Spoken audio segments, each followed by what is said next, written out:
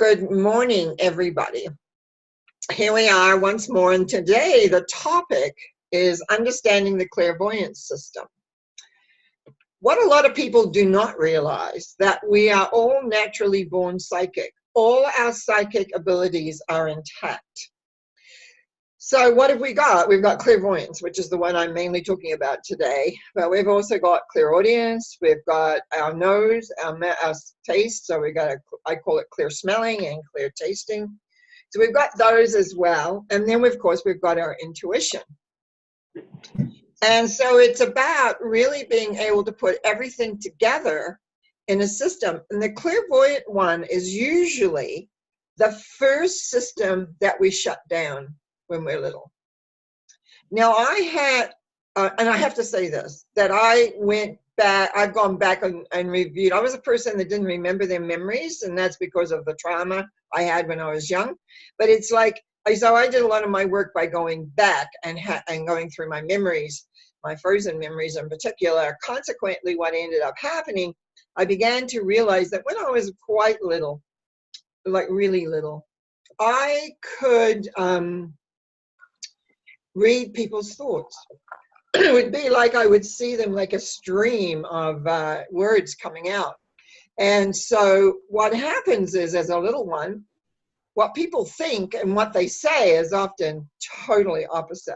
And that's very disturbing to a child, because they see these thoughts floating around, and then next thing, something totally opposite comes out of the mouth. Excuse me a sec. Now, I'm trying to clear this throat a little bit. Now, so for me, first thing to shut down is the clairvoyance. I have found that the majority of people who come into my psychic development programs, way back from when I first started, I'm going to talk a little bit about that in a moment, how I got started into teaching all this, was very often they have difficulty seeing. They can maybe hear, or they can get inspiration, they can do all those kind of things, but to see clairvoyantly, it's no. And I was fortunate enough to figure out how come that is, so that we can clear that up. And I'll just say now, one of the sidebars I always say in my advertising my courses is that when you leave, just the first weekend that I do in psychic development, is that, which is part of a much bigger program actually, is that you will be able to read everything. So I'm just going to, I think Judy's not muted. Here we go. There we go. And so consequently, what we want to see is a sense of knowing that you're born, and because I'm talking mostly about the clairvoyant system today, you are born with it intact, that you will be able to see clairvoyantly. Well, you're supposed to. Well, I'll explain why some people don't ever see clairvoyantly, but I'll explain that in a minute. And I'm just going to reiterate, we are all born psychic. We're all born with all our psychic abilities. It is part of our natural body function, is to have those psychic intuitive abilities. Now, the other thing I want to explain is, because I find there's quite a bit of confusion with this, is that being psychic does not mean that you are spiritual. And I'm going to explain the difference. Psychic means you're able to utilize these abilities to see more beyond what is physical. You're going to have thoughts, pictures, smelling maybe. Some people have very strong psychic noses, taste. But that doesn't mean that you're connected to this universal love force that is there, what we call the one power, or the essence, or I call it divine essence because that's how it feels to me. That is the connection that gives the spiritual side. So there's a lot of, when I remember in the 70s when the new thinking came out, new thought came out, just a whole lot of new agey things, that people made a lot of sort of pseudo psychology elements, and without studying psychology. And consequently, what happened, things got a little bit confused. They were thinking that if you were and some people are born so psychic, it's really actually ridiculous almost. And they would think, oh, that means they're spiritual. And to a degree, I have to agree that there's a connection, but it may not be with a spiritual connection. It may not be with that love connection. that is prevalent here on the earth. It may not be that the person is connected to feel the love of the earth, the love of the universe, the love of that is there for them. I always like to explain that, because very often people just presume because a person is psychic, they read palms or they read cards or they read whatever, that they can actually, they're connected. And they are connected with their natural born abilities. Now, very often it does, like a lot of things, go through genetics. Usually if, for instance, my grandmother was, one of my grandmothers was very much into spiritual as well as psychic matters. And several of my family have a talent, not that they've used it like I have or worked with it like I have. So it's often, it's like anything. Some people are run faster. Some people are naturally much more psychic or much more aware. Now, my journey of this was, I began, as some of you who followed me on this know, that my journey started with the tarot. I began learning how to read the tarot when I was 20 years old. And for me, I love to see people start with that because it gives them the spiritual philosophy. And I'm going to talk more about that next week, so I'm getting ahead of myself a little bit. But it tells you the philosophy. But not only that, the way I was taught it was you got to read for yourself, which means that you developed your, what I call your psychic muscle, number one. And number two was that you got to see how you were. You got to learn about yourself. You got to come to understand who you were, what you were, kind of thing. And when you were being defensive or when you were wanting to sulk or whatever it was you were going to do, it'll be there looking at you. And you'd be given an opportunity because it would also show how not to do things. So you began to grow. But as I'm talking about the system, the clairvoyant system, see, I as I said, shut my clairvoyant system down probably before I was 5 years old. Totally. Just didn't see that at all. And what the tarot did was, because it was a picture and it was outside of me, slowly I began to develop more clairvoyance and more ability. So it's like knowing that. So here I was a tarot, and I ended up being a tarot teacher and a tarot reader. And then I started teaching meditation classes. And then I started teaching psychic development classes. And when I look back now, I don't think I even really knew what I was doing. I was pretty young. It was through a night school program that they did that. But I had some incredible students at the time. In fact, one of the students that came to see me, who is no longer with us, became a quite well-known Western, anyway, Canada clairvoyant. And I was like, somehow instinctually inside, I knew what I needed to do with different students. And for him, it was to slow everything down, because he would see all these pictures, but it was like, you know, how the film goes click, click, click, click, click, click, and nothing really stops. So I remember in the class, in fact, my son was mentioning this to me not too long ago. He says, do you remember when you worked, and his first name was Ralph. You remember when you worked with Ralph, Mom, and you had him slow everything down so he could actually see what he was seeing? He said, I always remember that. And so that's exactly what began Ralph's journey, which took him he was incredible. He was a incredible clairvoyant. And, but would not study any of the spiritual stuff, which was interesting. And we would talk about that because he was too busy having fun in life. And that's good. But he was a great, great clairvoyant. Now, so what I did was that then, and then I began to take courses for my own growth.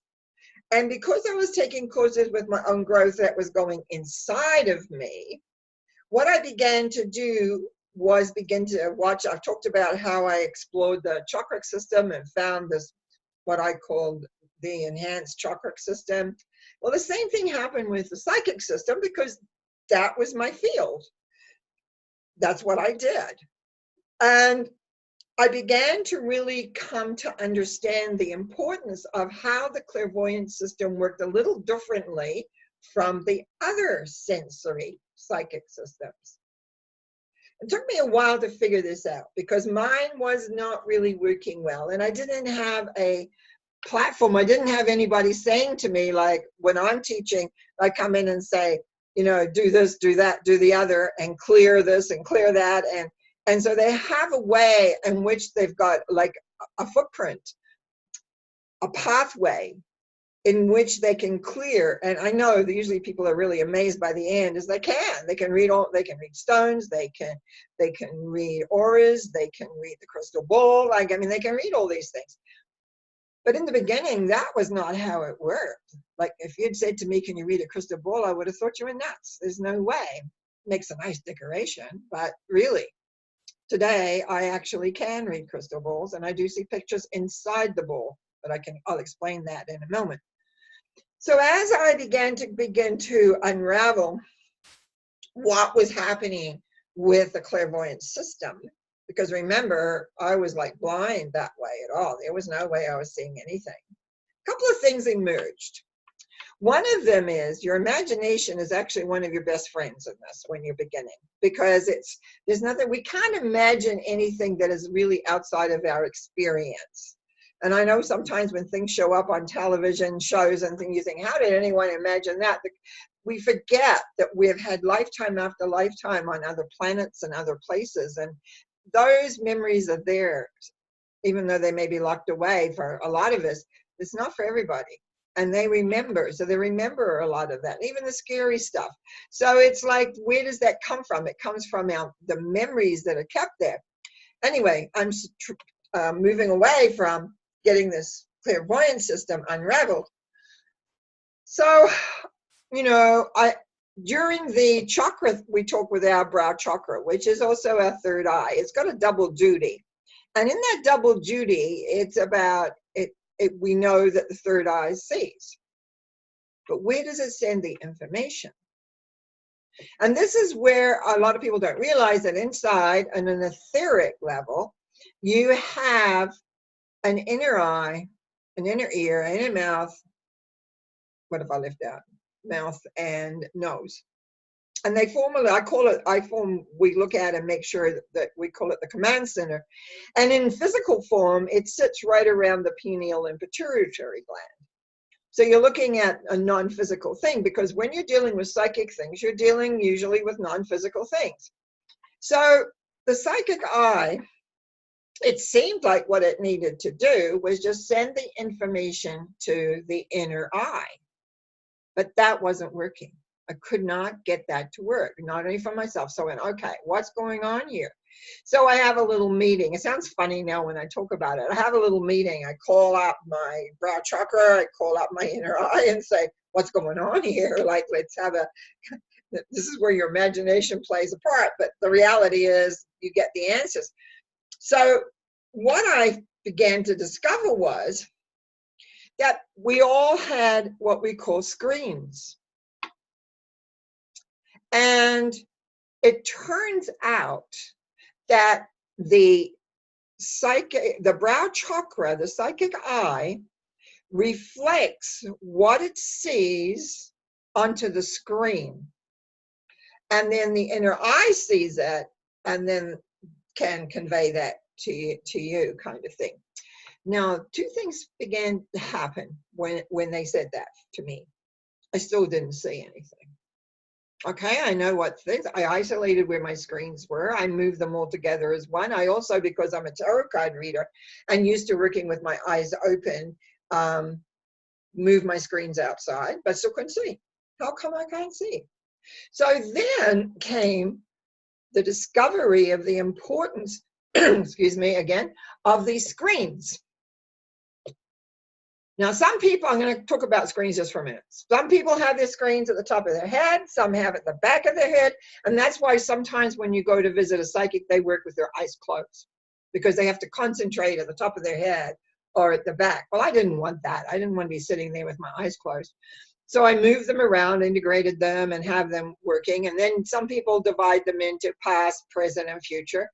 So there's lots of things you can do actually with the screens, but the screens are the importance. Now, what I discovered was the screens often is so covered in a energy that they can't reflect. It's like a black energy. It's like a curtain over it. Now that can come because you don't want to see. That's what happened to me when I was younger. Didn't want to see because I could see thought forms. Other people don't want to see because, and I remember when I was doing a lot of, I just remembered now actually, when I was doing a lot of clearing, I had to clear out all these horrible images from myself. I had to clear out monster images and all sorts of weird things out of my head or whatever you want to think that were already stored in there. And so I had to clean these screens and tremendously and remove the fear of seeing. Remove the fear off the screens so that when you wanted to see, you would ask the question, the answer would be reflected on the screen, the inner eye would see it, and you could see it, and you could see. And that's what actually in my courses we do, is that we clear everything up, we get everything in line, and it's working. Now, so the important thing, if you're finding that you can't see clairvoyantly and you can't figure out why, you've got to take a look at your screens. Where are they? Because your inner eye has to know where to look. I am prejudiced mainly because of my background. I like them out front. Some of my students don't like them out front.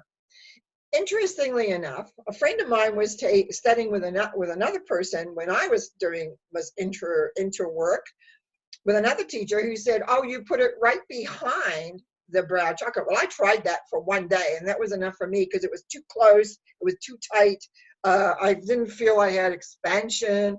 And I said, oh, no, I'm not doing that. You can do that if you want, but I'm not moving it there. I don't like it there. It's not comfortable. So key is to ensure that everything is really, really comfortable, that it works for you. How you works, how does it do? So what I began to do was more and more work with my clairvoyance. My tarot cards all of a sudden would take on a life and show me something else. And it became a lot more interesting. And then the crystal ball. People wanted crystal ball readings. So I began to think, well I'm sure I can do this. So what I learned how to do it, and I have a big one and then I have a little travel one. And quite often when I do psychic parties, people often will say, make sure you bring your crystal ball, because that's where you might say my quote unquote fortune telling elements come in. The predictions of what's the future is much easier than I do with my symbology, because I am a psychological reader. So it's, so I find that my crystal ball sometimes can really, really, really help in different ways of what I'm wanting to create, what I'm wanting to do. So I have a really nice, big, fairly sized crystal ball in my, on my shelf here. And what I began to do was put my screen right inside the ball. And the neat part was I could see. I could see pictures.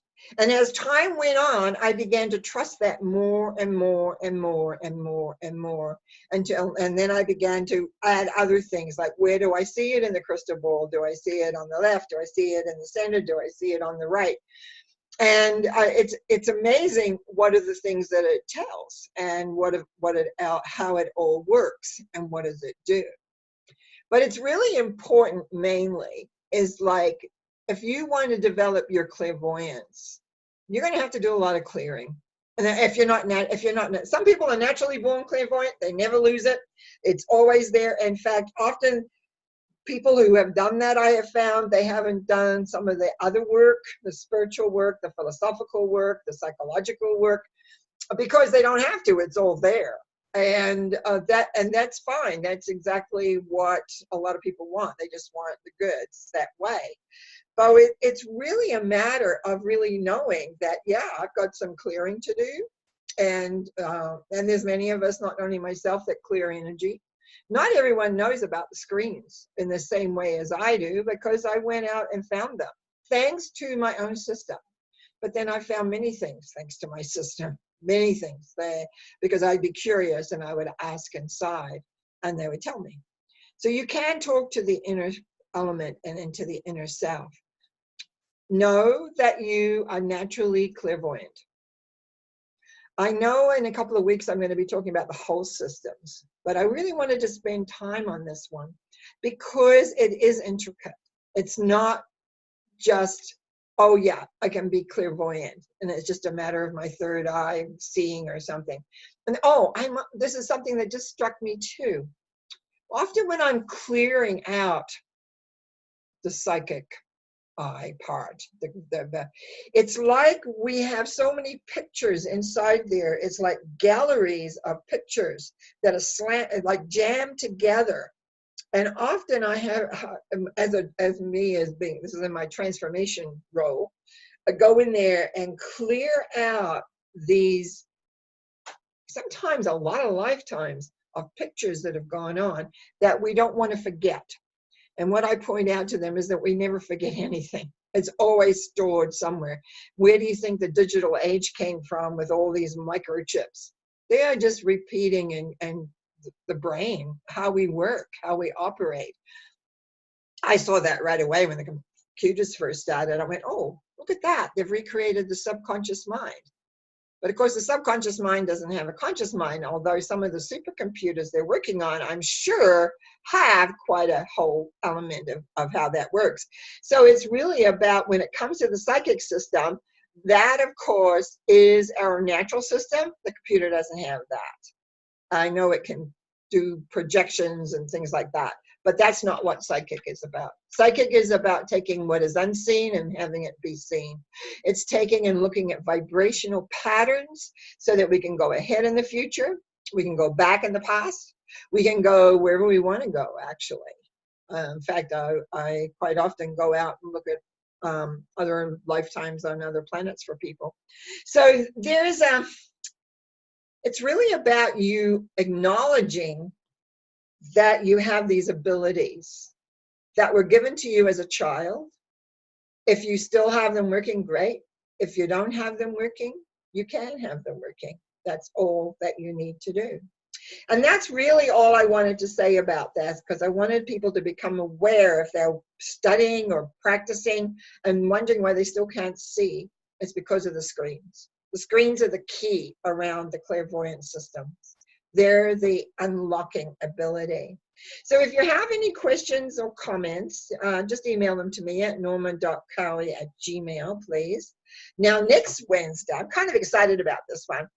Norma Talks is I'm telling a story I wrote in 2003 from the Higher Arcana of the Tarot. And it's telling an initiation story. It's not a real story. It's something I took the learning from each symbol. I had been invited to write an article for a calendar. And I sat down at 11 o'clock one night and I wrote till 2 o'clock in the morning. And then, of course, I had too many words. So the calendar got an abbreviated journey of this. But I've kept the story, and I've not really reworked it that much.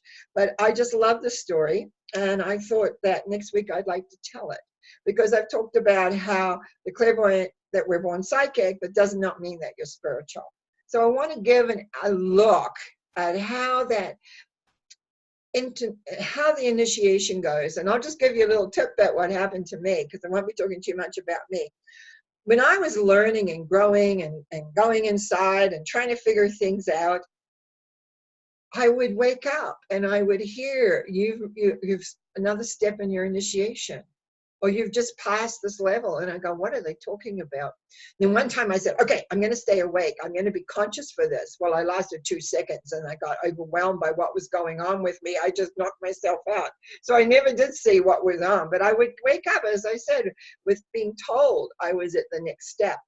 So I understand this story. And like all things, it's not a beginning or an end. It's like we just move around. We go up higher and higher, or lower and lower, whichever way, but we always are moving on. So until next week, enjoy your life. And remember, this is the only one you have as you. Thank you very much for watching. See you next time.